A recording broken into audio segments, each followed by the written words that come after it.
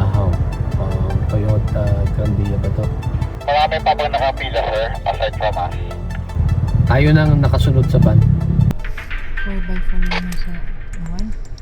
Sige, baby, momento pa. O yung bata pa ay Diyos me. Uy, baka madulas. Diyos me yung mga bata. Please, pa-confirm kung sino yung kasunod na birthday or 4. Di pang ilan kayo kung nakatawid na para malaman yung shipper.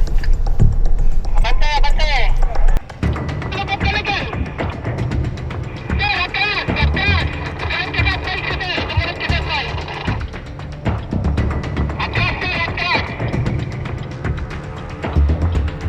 Hataas! Oh, Abante! ay, Wala na, sir. Labot ka na dyan. Walang minute pa kanina eh.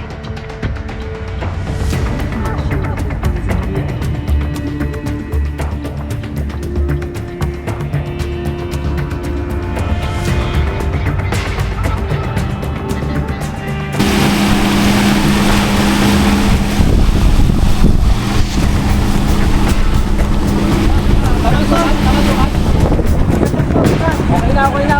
Mukhang standard price naman, okay na. Sakayan mo sir ha, rolling lang, 100 check. 200, sige sir, sakay na sir, sakay na.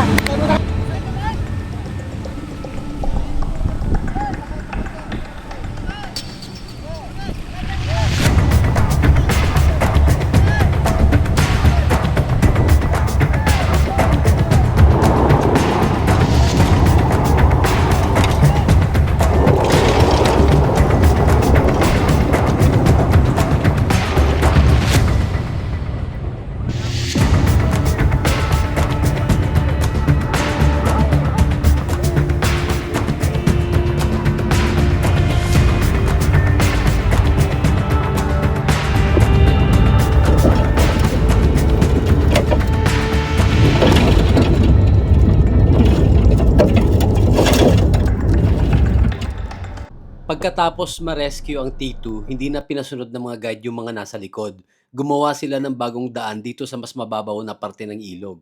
If you notice, may nabalaw na naman dun sa dating daan. This time, isang delivery truck. Malalim na kasi ang parte na yon ng ilog dahil marami nang nabalahaw. Nakatawid naman lahat ng natirang Sea Lion 6, Everest at Territory. Kaya lang, si car number 5 naman ang nabalahaw pagkatapos tumawid. Kaya to the rescue na naman ulit ang Shark.